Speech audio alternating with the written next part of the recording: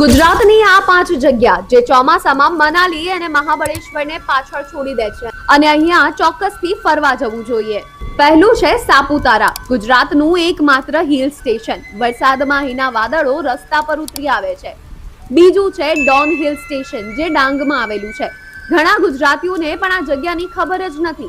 અહીંયા ચારે તરફ લીલાછમ પહાડ અને ધોધનો જાદુઈ નજારો જોવા મળશે। ત્રીજું છે ઝરવાણી વોટરફોલ, જે નર્મદામાં આવેલો છે। વરસાદમાં અહીં પાણીનો ગરજતો ધોધ એવો લાગે કે જાણે કુદરત પોતે સંગીત વગાડતી હોય। ચોથું છે પોલો ફોરેસ્ટ, જ્યાં હજારો વર્ષ જૂના મંદિરો, ગાઢ જંગલ અને ધુમ્મસ, જાણે કોઈ રહસ્યમય દુનિયામાં પહોંચી ગયા હોવ।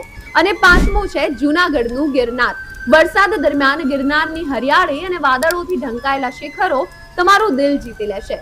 તો ચોમાસામાં તમે કઈ જગ્યાએ જવાના છો? કોમેન્ટમાં જણાવજો અને આવા જ વિડીયોઝ માટે સબસ્ક્રાઇબ કરવાનું ન ભૂલતા।